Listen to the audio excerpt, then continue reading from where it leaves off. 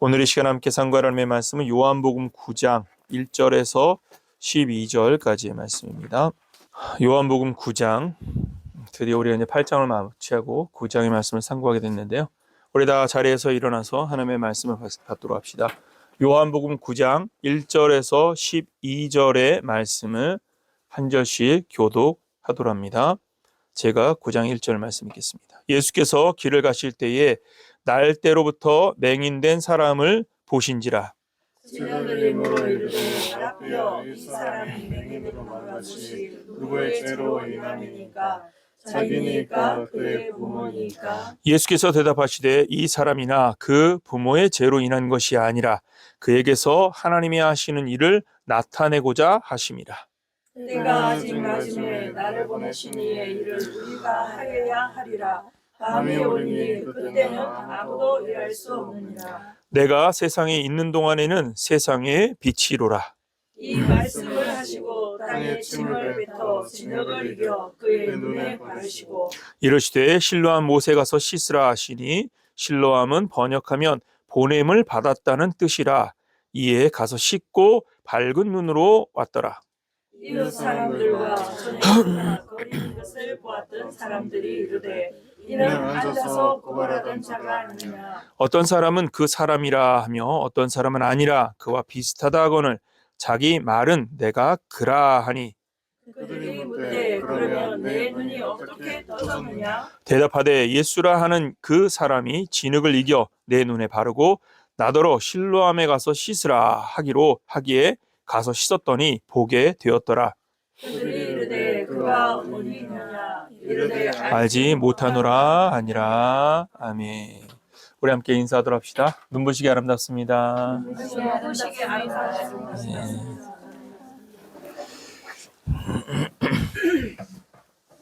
드디어 요한복음 9장입니다. 8장이 상당히 길었는데 지난주에 우리가 8장을 마무리하면서 참 급박한 아주 놀라운 상황을 우리가 보게 되어졌는데 그것은 무엇이냐면 지난주에 말씀을 드렸듯이 음행 중에 잡힌 여인을 돌로 치려야 했던 상황이 어떻게 바뀌었습니까? 그 여인이 아니라 예수를 돌로 치려 하는 상황으로 바뀌어버렸습니다. 그러니까 오히려 음행 중에 죄를 징계하려던 자들은 오히려 순전하고 온전하신 예수님을 돌로 치려 하는 무리로 바뀌어버렸다라고 볼 수가 있습니다. 그런데 이 변화에 아주 중요한 텀이 하나 있습니다. 그건 뭐냐면 30절과 31절에 믿는 자라는 표현을 통해서 그들 가운데서 믿는 유대인들이 일어났다라는 새로운 변화를 말했는데 근데 문제는 뭐냐면 바로 이 믿는 유대인들이 무엇했다는 겁니까? 돌을 들었다라는 것을 보여주고 있습니다. 그러니까 사실 믿음이라는 것이 굉장히 뭐랄까 위험할 수도 있다라는 것이 무엇이냐면 우리가 말하는 이 믿음이 말 그대로 복음과 진리 위에 서 있지 않는 믿음이라면 그 믿음이 오히려 복음과 진리를 거부하는 믿음이 될 수 있다라는 것을 우리에게 아주 상징적으로 보여준다라고 말할 수 있습니다. 그러니까 사실은 믿음이라는 것이 너무나도 쉬운데도 불구하고 이 믿음이 쉽지 않은 이유는 무엇이냐면 무엇을 믿어야 하는가에 집중해야 되기 때문입니다.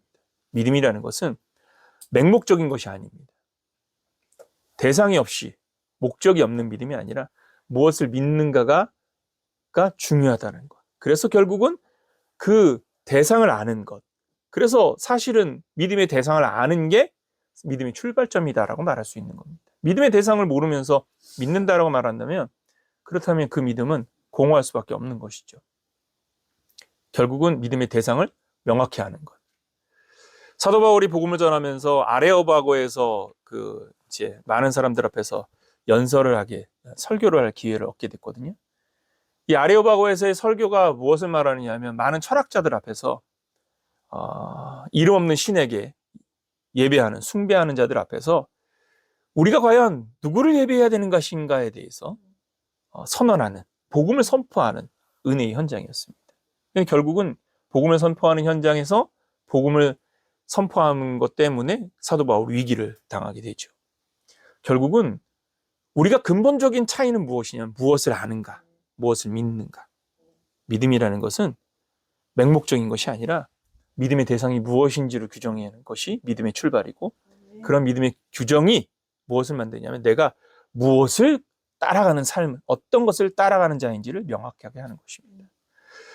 요한복음 9장은 그런 측면에서 우리에게 매우 중요한 부분을 말하는데, 그것은 무엇이냐면 우리의 역할, 믿는 자의 역할. 그런데 이 믿는 자의 역할은 어디에 근간을 하냐면 내가 보냄을 받은 자였다는 사실을 깨닫는 것에서 시작한다라고 말할 수 있습니다. 자, 그렇다면 이 부분을 어떻게 우리가 인지해야 될지 이제 요한복음 9장의 말씀을 상고하면서 그 의미들을 하나씩 찾아가 보도록 하겠습니다. 요한복음 9장의 첫 시작은 길을 가시던 예수님이 제자들로부터의 질문을 받는 것으로 시작을 합니다. 그 질문은 무엇이냐면 길을 걷다가 맹인, 곧 눈 날 때부터 맹인된 사람을 보고 제자들이 예수님께 질문을 던집니다. 예수님, 저 맹인이 된 것이 그의 부모의 죄 때문입니까? 그 자신의 죄 때문입니까? 이 전제는 뭡니까? 맹인된 것은 죄로 말미암은 것이다 라는 전제를 근간하는 것이죠. 그러니까 맹인이 된 것이 죄의 근간이다 라는 표현, 여러분 맞는 말일까요? 틀린 말일까요? 이게 굉장히 어렵습니다. 죄라는 것은 무엇이냐면 결국은 우리가 이제 우리의 옛 이야기도 옛 사람들 표현에도 보면 악한 자들이 하늘로부터 벌을 받는 것을, 그래서 저주를 당해서 다양한 어려움을 겪는 것이다 라는 표현을 하기 때문에, 그런 표현을 보면 우리가 고난을 당하고 위협을 당할 때 그 고난과 위협이 자신의 죄로 말미암는다라는 이 평가로 연결되는 건 어찌 보면 당연할지 모릅니다. 그런데 놀라운 것은 욥의 친구들에게도 동일한 형식이 나타난다는 것입니다.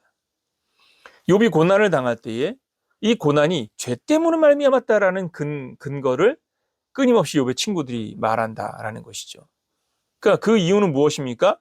고난이라는 것은 착한 사람에게, 의로운 사람에게는 있어서는 안 된다라는 전제 때문입니다. 근데 여러분, 욥이 고난을 당했다는 건 뭘 말하는 것이죠? 고난은 모든 사람에게 임할 수 있다는 겁니다. 착하다고 해서 고난이 없지 않습니다. 그러니까 이 말은 무슨 말이냐? 예수를 잘 믿는다고 해서 난관이 없는 것이 아니라는 겁니다. 우리의 신앙에서의 가장 큰 난제가 바로 이것이죠. 믿음 생활을 열심히 하면 뭐가 없어져야 돼? 그렇지. 고난도 없이, 아픔도 없이, 역경도 없이 다 잘 돼야 돼. 이게 문제인 거죠. 그런데 믿는 자들 중에서도 질병을 걸린 자가 있고, 믿는 자들 중에서도 사업이 망하는 사람이 있고, 믿는 자들 중에서도 어려움을 겪는 사람이 있습니다. 그럼 그 사람들은 뭐 어떤 사람이죠? 여기에서 말하는 대로 저주받은 사람인가요? 그러니까 모든 것을 죄로 연결지어서는 안 된다라는 논리를 찾아야 한다라는 것입니다. 이것을 우리는 예수님의 대답에서 우리가 확인해 볼 수 있는데, 예수님의 대답은 첫째, 무엇을 말합니까? 이것이 죄 때문이 아니다라는 사실을 확인시켜 줍니다. 여러분, 3절과 4절 말씀을 한번 보십시다. 그 3절과 4절 부분에서도 첫 번째 3절의 첫 단락만 한번 봅시다. 첫 단락은 무엇입니까? 예수님이 대답하시되 라는 부분을 제외하고 예수님의 말씀들을 분해하는 것이죠. 이 사람이나 그 부모의 죄로 인한 것이 아니라 라고 선언합니다. 그러니까 처음부터 예수님은 딱 정의를 내려버리십니다. 이것은 그 부모의 죄도 아니고 그 사람의 죄도 아니다 라고 선언을 하고 있는 겁니다. 죄 때문이 아니라는 것입니다. 그러면 여기서 우리는 질문이 생깁니다. 죄로 말미암아서 심판은 없습니까? 죄로 말미암는 저주는 없습니까? 있습니다. 자, 그 예는 무엇일까요? 사도행전 12장 말씀에 보면 세례 헤롯이 회중들 앞에서 연설을 하는 현장이 나타납니다. 그가 심취해 자기 도에 취하여서 막 자기의 권력에 취하여서 연설을 합니다. 자, 우리 사도행전 12장 말씀을 한번 찾아보도록 합시다. 사도행전 12장 21절에서 23절의 말씀을 한번 보도록 합시다. 20절은 이제 배경을 이야기하고 있고요. 21절부터 23절의 내용은 이제 상황을 얘기하고 있습니다. 21절로 23절 세 절의 말씀을 같이 한번 읽어봅시다. 같이 읽습니다. 시작. 헤롯이 나를 택하여 왕복을 입고 단상에 앉아 백성에게 연설하니 백성들이 크게 부르되 이것은 신의 소리요 사람의 손이리가 아니라 하거늘 헤롯이 영광을 하나님께 돌리지 아니하므로 주의 사자가 곧 친히 벌레에게 먹혀 죽으니라. 예. 하나님이 이것은 징계를 주신 거죠. 곧 친히라는 것은 그가 영광에 심취했을 그때 바로 징계가 임하였다는 겁니다. 그것 때문에 어떻게 됐다고요? 벌레에 먹어 죽었다라고 표현을 합니다. 생각해 보십시오. 막 영광에 심취해서 많은 사람들 앞에서 막 연설을 하면서 사람들이 와 왕이시여 신이시여 막 이렇게 열광을 보는데 거기서 충에 맞아 죽었어요. 그러면은 어떻습니까? 그거는 하나님의 심판임을 볼 수가 있죠. 그러니까 분명한 것은 하나님께서 징계로 내리시는 벌이 있습니다. 그러니까 하나님이 내리시는 저주로 징계로 말미암아 당하는 심판, 그런 측면에서 본다면 인간의 편에서는 저주라고 말할 수도 있겠죠. 그리고 그것이 고난이라고 말할 수도 있겠고 또한 위협이라고 말할 수도 있겠죠. 그런데 모든 것을 다 그렇게 평가할 수 있습니까? 앞서도 말했듯이 욥의 고난은 그렇게 평가될 수가 없는 고난입니다. 왜냐하면 욥기의 첫 시작은 무엇입니까? 하나님이 욥을 칭찬하시는 것으로 시작합니다. 세상에 이와 같은 사람이 있다 없다? 없다. 그러니까 놀라운 건 뭐냐면요, 하나님이 인정한 사람이야. 그래, 그 하나님이 인정한 사람을 누가 뭐라 그러냐면 사람들이 뭐라 그래요. 근데 그 사람들이 뭐라고 합니까? 여러분, 새 친구의 논지들을 그의 첫 언어에서 딱 드러납니다. 먼저 욥기 4장을 한번 찾아봅시다. 욥기 4장에 보면 대만 사람 엘리바스가 이제 욥에게 그 고난에 당하고 있는 욥에 대하여서 욥에게 이러한 말들을 하면서 그의 생각을 읽을 수 있는 한 구절을 우리가 생각해 보려고 합니다. 욥기 4장 7절 대만 사람 엘리바스의 말입니다.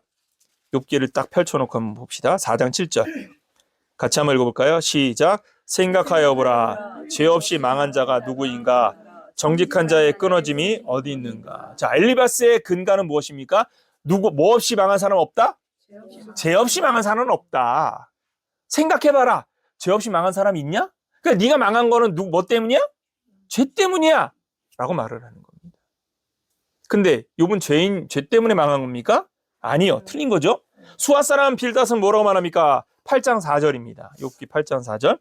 자, 8장 4절 같이 읽습니다. 시작. 내 자녀들이 주께 죄를 지었으므로 주께서 그들을 그 죄에 네가 죄가 없다고 말하니까 누구 때문이라고요? 네 자녀들 때문이라는 겁니다. 예. 그러니까 수아 사람 빌닷의 말은 욥이 엘리바스의 말을 듣고 자신의 죄에 대해서 방어를 하니까 네가 죄가 없으면 네 자녀들 때문이겠지 라고 말하는 것이죠. 그러면 마지막 나아맛 사람 소발은 어떠했을까요? 11장 2절과 2절을 먼저 보도록 합시다. 11장 2절 같이 한번 읽어볼까요? 시작. 말이 많으니 어찌 대답이 없으랴. 말이 많은 사람이 어찌 의롭다함을 얻겠느냐. 자, 말이 많다는 말의 의미는 뭡니까? 자, 엘리바스나 소발의 말을 듣고 욥이 계속 변론을 합니다. 변론을 해대니까 이제 가만히 듣고 있던 소발이 가만히 보니까 어라, 지가 끝까지 의롭다고 하네. 지 자녀도 잘못이 없다고 하네. 그러니까 뭐가 문제인 거죠? 그렇게 네가 말을 많이 하기 때문에 거기에서 문제가 생기는 거다. 4절 말씀을 보면 내 말에 의하면 내 돈은 정결하고 나는 주께서 보시기에 깨끗하다 하는구나. 그러니까 네 말이 너의 죄를 담고 있다라는 것이죠. 끊임없이 자기를 변론하는 것. 내가 죄가 없는데 죄가 있다고 친구들의 말에 대해서 변론을 하니까 네 말이 너의 죄를 증거한다라고 표현을 하고 있는 겁니다. 그러니까 사람의 의식 속에는 뭐가 있다는 거죠? 죄 때문에 저주가 임한다, 심판이 임한다라는 생각이 뿌리 박혀 있는 것입니다. 오늘 본문으로 돌아와도 제자들의 관점에서 볼 때에 맹인된 사람의 문제는 뭐냐? 죄 때문이다라는 것으로 시작했습니다. 그런데 우리는 두 가지를 확인했습니다. 첫 번째, 이것이 하나님의 저주로 말미암은 것일 수도 있지만, 그러나 두 번째, 어떤 것도 그것을 하나님의 저주로 말미암았다라고 정의할 수는 없다라는 것이죠. 오늘 본문에서도 예수님께서도 명확하게 정의를 내렸습니다. 그 부모의 죄도 아니고 그 사람의 죄도 아니다. 죄 때문이 아니다라고 정의를 내렸습니다. 자, 그러면 여기서 우리가 먼저 한 가지 내려야 될 정의는 무엇일까요? 사람이 당하는 위협과 고난들에 대해서 우리가 임의로 판단할 수 있다 없다? 여러분, 중요한 것은요, 우리가 판단할 수 없다라는 것입니다. 어느 것도 그것이 하나님으로부터 온 시험인지 하나님이 주시는 저주인지 우리가 임의로 판단할 수 있다 없다? 없는 것입니다. 사람의 속을 사람이 알듯이 하나님의 속을 하나님만이 아시는 것이죠. 여러분들이 잘 알고 있는 고린도서 2장 11절 말씀에 뭐라고 말했습니까? 사람의 일은 사람의 속에 있는 영 외에 누가 알리요? 이와 같이 하나님의 일도 하나님의 영 외에는 아무도 알지 못하느니라. 하나님과 나와의 개인의 문제, 그것이 어떠한 내용이든 간에 그 개인의 문제는 누구만이 아시는 겁니까? 하나님과 자신이 아는 것이죠. 사실은 나 자신도 모르는 것을 누가 아시는 거예요? 하나님. 예, 그게 맞는 말이죠. 사실은 나 자신도 모르는 것을 하나님이 알고 계십니다. 그러니까 우리가 하지 말아야 될 것은 무엇입니까? 임의로 판단하지 말자라는 것입니다. 무엇하지 말자? 예, 임의로 판단하지 말자. 중요한 건 무엇입니까? 제자들이 맹인된 자를 지켜보면서 이 맹인이 누구의 죄 때문이냐라는 물음을 던졌을 때 예수님은 이건 누구의 죄의 문제가 아니다 라는 말씀을 던졌을 때 그 답의 핵심은 무엇이냐면 누구든지 너희가 임의로 그것을 판단할 필요가 없다라는 것입니다. 요한복음의 말미에 가면 예수님께서 부활하신 이후에 주의 제자들을 만나십니다. 그런데 그 제자들을 만나신 중에 베드로를 만나시고 자기를 저주하고 맹세하고 도망쳐버린 베드로를 만나주시며 네가 나를 사랑하느냐? 라는 물음을 던지시죠. 그리고 그 물음의 결론은 무엇이었습니까? 내가 앞으로 무엇을 하든지 너는 내 양을 먹이라는 것입니다. 3번의 물음을 겪고 난 이후에 베드로가 이제는 누구에게 관심을 두느냐? 예수님 곁에 있었던 사도 요한을 생각하게 되죠. 그 사람은 어떻게 됩니까? 그때 예수님이 뭐라고 말씀하십니까? 그를 무엇하든지 너는 신경 쓰지 말라라는 것입니다. 여러분, 핵심은 무엇입니까? 하나님께서 우리 한 사람 한 사람에게 한 사람 한 사람을 만나주신 그 하나님께서 한 사람 한 사람에게 두신 계획들을 위하여 하나님이 일하신다는 사실 잊지 말기를 예수님의 이름으로 축원합니다. 아멘. 하나님이 일하신다면 핵심은 무엇입니까? 오늘 우리들은 나의 삶에 나에게 부여되어진 사명에 집중하는 자가 되어야 한다는 것입니다. 아무 의미 없이 누군가를 판단하고 아무 목적 없이 누군가에 대해서 이야기하는 것, 여러분 그것은 절대 하나님 편에서 좋은 것이 아님을 잊지 말기를 예수님의 이름으로 축원합니다. 아멘. 그러면서 예수님께서 뭘 말씀하십니까? 오늘 우리의 본질은 첫 번째, 예수님이 무엇을 우리에게 전하려고 하시는가입니다. 예수님이 뭐라고 말씀하셨습니까? 3절 두 번째 단락으로 한번 가보도록 합시다. 그에게서 하나님이 하시는 일을 나타내고자 하심이라. 그에게서 무엇을 나타내고자 하신다고요? 하나님이 하시는 일을 나타내고자 함이니라.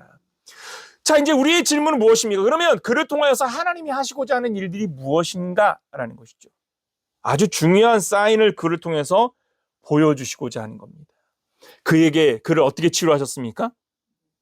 여러분, 이 날 때부터 맹인된 자를 어떻게 치료하셨습니까? 침을 발라서 진흙을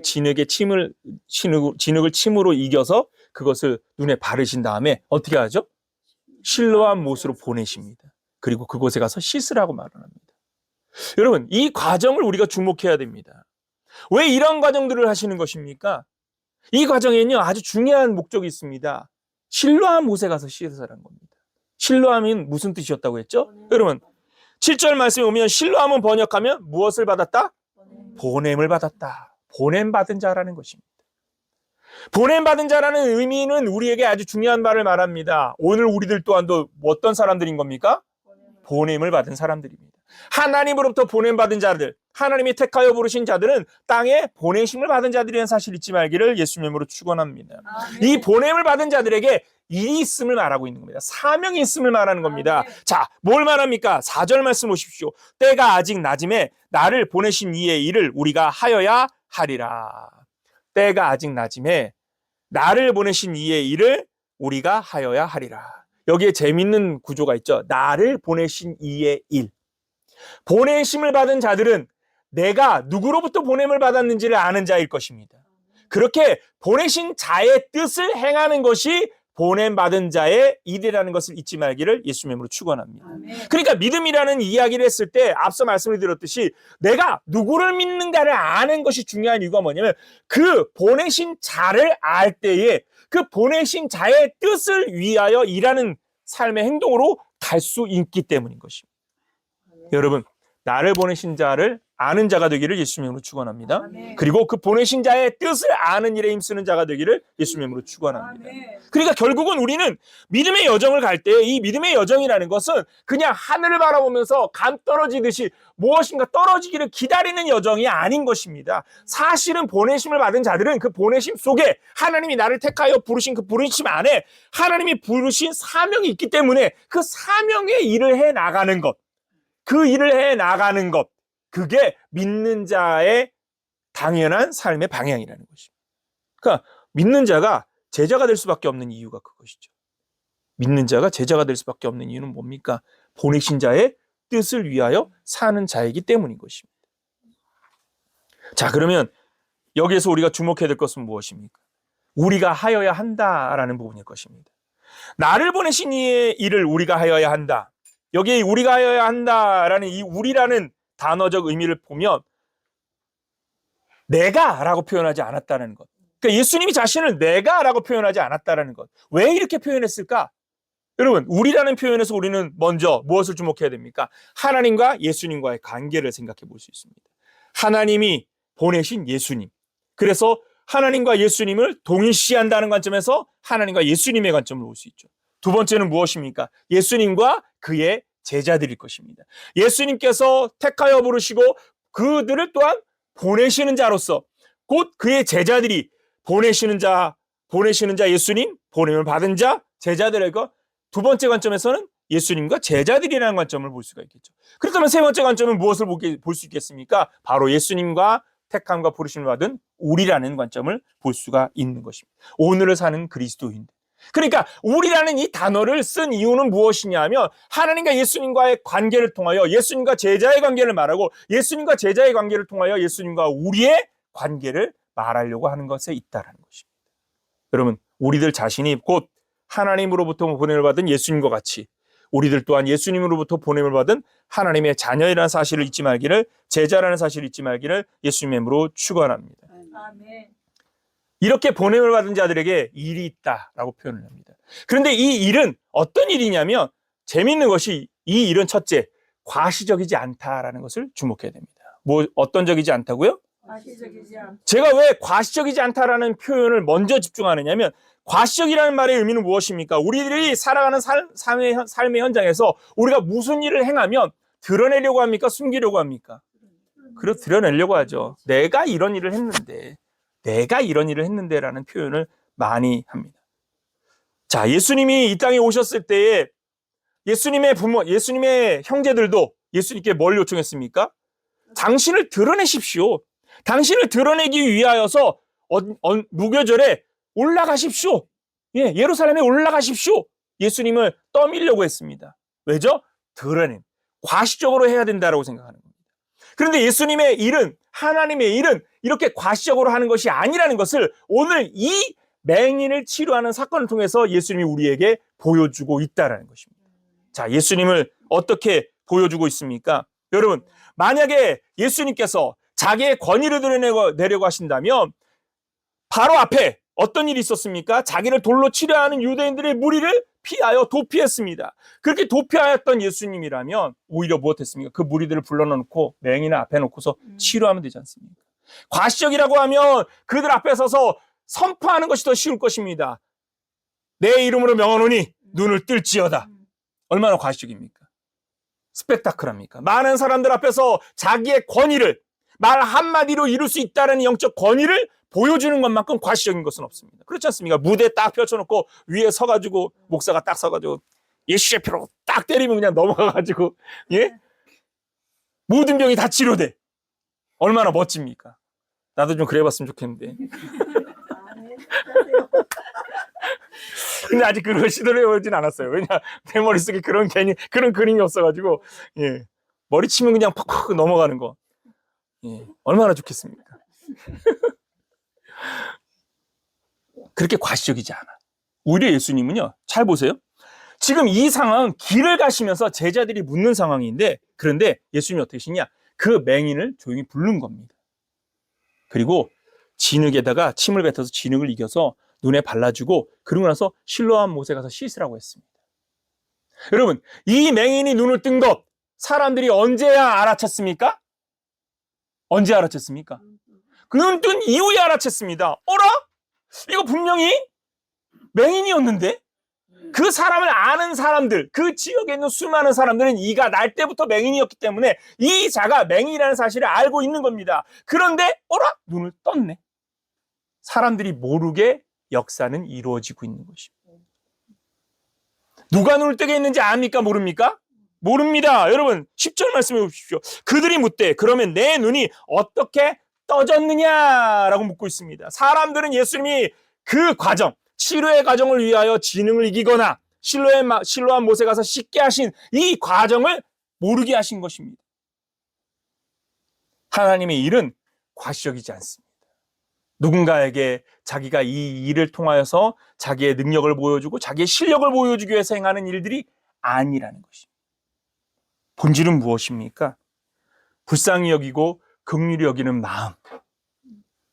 여러분, 신앙의 여정은 바로 이것이어야 한다는 것입니다. 누군가에게 자기의 영적 권위를 보여주거나 자기의 실력을 보여주기 위해서 하는 것이 아니라 믿음의 여정이라는 것은 묵묵하게 자기에게 부여되어진 사명의 길을 가는 것입니다.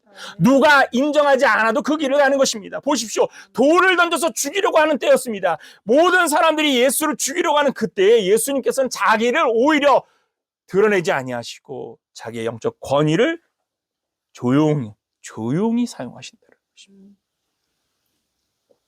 여러분, 우리의 사명도 이와 같을 줄 믿으시기를 예수님으로 축원합니다. 아멘. 두 번째, 예수님께서 우리에게 감당하게 하신 일들은 어떤 일인 겁니까? 이 땅 위에 있는 날 동안에 빛이 되어지는 것입니다.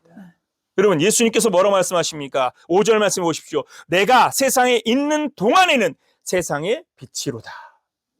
여러분, 예수님은 세상에 있는 동안에만 빛이십니까? 아니요. 예수님은 만세 전부터 빛이셨고 지금도 빛이십니다. 할렐루야. 예수님의 빛은 사그라들지 않습니다. 우리가 알고 있는 빛과는 전혀 차원이 다릅니다. 그와 같이 영광스러운 빛이 어떻게 지금에만 빛날 수 있습니까? 이것은 오늘 우리에게 아주 중요한 사인을 보여주는 겁니다. 그건 무엇을 말하냐? 내가 세상에 있는 동안에는 이라는 말의 의미는 무엇입니까? 보내심을 받아 이 땅 위에 거하는 동안이라는 것입니다. 이 말은 바로 보내심을 받은 우리들이 이 땅 위에 거하는 날 동안에 감당해야 될 사명을 말하고 있는 것입니다. 여러분, 이 땅에 있는 날 동안에는 빛의 사명이 있다는 사실을 잊지 말기를 예수 이름으로 축원합니다. 빛이 된다는 것은 무엇입니까? 빛이 된다는 건 무엇입니까? 에베소서 말씀에 보면 바로 이렇게 표현합니다. 여러분, 에베소서 5장 8절과 9절 말씀을 한번 보도록 합시다. 제가 눈부시게 아름답습니다 라는 인사를 할 때에 이러한 인사를 하는 이 배경 또한 바로 이 말씀 속에 있습니다. 5장 8절과 9절 같이 한번 읽어볼까요? 같이 읽습니다. 시작. 너희가 전에는 어둠이더니 이제는 주 안에서 빛이라. 빛의 자녀들처럼 행하라. 빛의 열매는 모든 착함과 의로움과 진실함에 있느니라. 아멘. 첫 번째, 우리의 과거, 예수를 믿기 이전에 우리의 과거는 어둠 속에 있었습니다. 그러나 예수를 믿고 난 이후에 우리는 무엇이 되었습니까? 빛의 자녀가 되어졌습니다. 여러분, 빛의 자녀인 줄 믿습니다. 여러분들이 빛나는 것은 여러분들이 얼마만큼 비싼 옷을 입었는지 때문에 빛나는 것이 아닙니다. 여러분들이 빛나는 것은 여러분들의 사회적 권위와 지위가 어떤 권위와 지위를 가졌기 때문에 빛나는 것이 아닙니다. 우리가 빛나는 것은 내가 빛의 자녀, 곧 빛이 되신 그분의 자녀가 됐기 때문에 빛나는 줄 믿으시기를 예수님으로 축원합니다. 빛의 자녀가 된 겁니다. 그래서 우리는 이미 빛의 자녀인 겁니다. 자, 그러면 믿음이란 뭡니까? 바로 빛의 자녀다운 삶을 사는 것입니다. 빛의 자녀로 사는 삶은 무엇입니까? 여러분, 9절 말씀에 빛의 열매에 대해서 말합니다. 빛의 열매에서 세 가지를 말하죠. 물론 세 가지로 정의될 수는 모든 것을 다 말할 수 없겠지만 이 세 가지는 빛의 자녀로서 가장 중요한 열매라는 사실을 말해 주는 겁니다. 빛의 열매는 무엇과 무엇이라고요? 착함과 의로움과 진실함입니다. 여러분, 착함이란 무엇입니까? 아가도시네라는 단어인데 이 아가도시네라는 단어는 로마서 15장 14절에서는 선함으로, 갈라디아에서는 양선으로 번역을 했습니다. 이 단어의 궁극적 의미는 무엇이냐면 어질고 관대한 모든 행실들을 말합니다. 그러니까 우리가 긍휼을 가지는 마음, 그리스도인으로서 가지는 긍휼의 마음, 하나님이 갖고 있는 긍휼의 마음, 이 긍휼이라는 것은 무엇입니까? 1만 달란트 사함받은 자가 100데나리온 빚진 자를 용서하지 못하는 이것은 긍휼이 없는 것입니다. 긍휼이란 무엇입니까? 내가 받은 가치보다 가치를 소중히 여기고 그래서 그 마음을 가지고 무엇하는 겁니까? 똑같이 베푸는 것입니다. 여러분, 십자가의 구속의 은혜로 사함받음을 믿으십니까? 그러면 그 사함받은 은혜를 똑같이 사하여 나누어 주는 자가 되기를 예수님 이름으로 축원합니다. 착하다는 것은 단순한 착함을 말하는 것이 아니라 내가 가진 것을 가지고 내 마음에 여유를 갖는 겁니다. 마음의 여유. 그렇죠? 마음에 여유가 없으면 용서할 수 있을까요? 없을까요? 없어요. 용서가 안 돼. 왜 용서가 안 되느냐 하면 그 사람의 나쁨 때문이 아니라 내 마음이 지금 닫혀있기 때문인 거예요. 용납이 안 돼. 여러분, 100데나리온을 사함받았는데 1만 달란트를 사함받았는데 100데나리온을 용서를 못하는 거야. 이게 얼마나 우습습니까? 그건 뭐냐면 이미 그 마음속이 그렇게 닫혀있다라는 의미인 것이죠. 착함이라는 것은 무엇이냐? 단순하게 친절을 베푸는 문제가 아니라 긍휼을 베푸는 것입니다. 두 번째, 의로움을 말합니다. 의로움은 누가 부여하신 의로움입니까? 하나님이 부여하신 의를 말하고 있는 것입니다. 여러분, 하나님이 우리를 의롭다 하셨기에 여러분들이 의인이 된 줄 믿으시기 바랍니다. 나의 의가 나로부터 시작되지 않았다면, 여러분, 내 의가 나로부터 시작되지 않았다면 무엇할 수 있는 겁니까? 누군가의 죄에 대해서도 무엇할 수 있는 겁니까? 기다려줄 수 있는 것입니다. 내 의도 내가 나로부터 시작되지 않았는데 왜 그 사람의 의는 그 사람에게서부터 시작되기를 바라는 것입니까? 나는 나로부터 의를 얻지 못했는데 내가 하나님으로 말미암아 의인이 됐는데 저 사람은 나보다도 더 의인이 되기를 바래. 하나님 없이도 의인이 되기를 바래. 이게 모순인 것이죠. 여러분, 제가 좋아하는 표현 중에 어떤 표현이냐면 사도 바울이 디모데전서에 보면 내가 죄인 중에 괴수입니다 라는 표현입니다. 제가 이 표현을 묵상할 때마다 너무너무 감동하는 이유가 무엇이냐면 바로 의의 성품이 무엇인지를 우리에게 보여주기 때문입니다. 디모데전서 1장 15절. 이 말씀은요 아주 중요합니다. 여러분 보십시오. 15절 말씀. mit보다 모든 사람이 받을 만한 이 말이요. 모든 사람이 받을 만한 이 말이다 라고 말합니다. 이건 모든 사람에게 해당하는 겁니다. 어떤 말입니까? 그리스도 예수께서 죄인을 구원하시려고 세상에 임하셨다 하였도다. 할렐루야. 예수님이 이 땅에 왜 오셨다고요? 죄인을 구원하시기 위하여. 예수님이 이 땅에 왜 오셨다고요? 죄인을 구원하시기 위하여. 예수님이 십자가를 왜 지신 겁니까? 죄인을 구원하기 위하여입니다. 그런데 여러분 보십시오. 예수님께서 이 땅에 죄인을 구원하시기 위하여 왔다. 이 소식은 모든 사람이 들을 소식이다. 이 소식이 자기에게 큰 기쁨인데 무엇이냐? 바로 죄인 중에 내가 괴수이기 때문입니다. 여러분 이 논리를 보십시오. 기가 막힙니다. 예수님은 죄인을 위하여 이 땅에 오셨습니다. 그런데 그 죄 사함의 은혜가 나에게 가장 큰 은혜다. 왜이죠? 내가 죄인 중에 누구예요? 우두머리니까. 나 같은 죄인은 있다 없다? 여러분 사도 바울의 표현은요. 나 같은 죄인은 없어. 내가 세상에서 제일 나쁜 놈이야. 그런데 이 나쁜 놈이 누구 때문에 구원받았어? 예수님 때문에 구원받았다는 겁니다. 이 말은 무슨 말입니까? 나같이 나쁜 놈도 예수님 때문에 구원받았는데 구원받지 못할 사람이 있다 없다? 없어요. 예. 모든 죄에 대하여서 그가 용납할 수 있는 이유. 누군가 유대인에게 유대인처럼 헬라인에게 헬라인에게처럼 그가 복음을 들고 누군가에게 자유롭게 찾아갈 수 있는 이유는 무엇이냐면 자신이 의로워서가 아니라 자신에게 능력이 있어서가 아니라 내가 받은 구속의 은혜가 세상에서 감당할 수 없는 이 은혜가 세상의 모든 사람에게도 동일하게 임할 수 있는 은혜임을 믿기 때문인 겁니다. 아멘. 할렐루야. 의로움은 무엇이냐면요. 나의 착함을 드러내는 것이 아닙니다. 여러분 여기서 우리가 의로움이라고 말하면 전부 다 무슨 생각을 하냐면 의로움. 그래 깨끗하게 정결하게 잘 살아야지. 법을 잘 지키고 법질서를 잘 준행해야지. 여러분 이게 아닙니다. 하나님으로부터 부여받은 의. 하나님께서 부여하신 의. 이 구속의 은혜의 의를 알고 무엇을 전하는 겁니까? 이 구속의 은혜의 의를 나누기 위하여 전하는 자로 사는 것. 여러분 이것이 바로 빛의 의로움이라는 사실 잊지 말기를 예수님의 이름으로 축원합니다. 그리스도의 사랑으로 만나지 않을 사람이 없는 겁니다. 품지 못할 사람이 없는 겁니다. 마지막으로 무엇입니까? 진실함입니다. 알레테이아라는 이 진실함은 무엇입니까? 복음의 진리에 기반합니다. 진실한 말에 기반합니다. 복음을 위하여서 거짓된 삶을 살지 않는 것입니다. 진실한 행동을 기반하고 있는 것입니다. 진실함이라는 것은요, 말로 하는 것이 아닙니다. 행동하는 것입니다. 우리의 삶이요, 거짓 없이는 살 수 없는 시대가 되어져 가고 있습니다. 그런데 이런 때에도 진실을 표방하며 그 진리 위에서 살고자 하는 것, 여러분, 이것이 우리가 살아내야 될 삶의 방향이라는 사실 잊지 말기를 예수님으로 축원합니다. 아멘. 믿음의 여정이 그래서 쉽지가 않는 겁니다. 술에 의존하지 않으면 자기의 속 얘기를 할 수 없는 시대.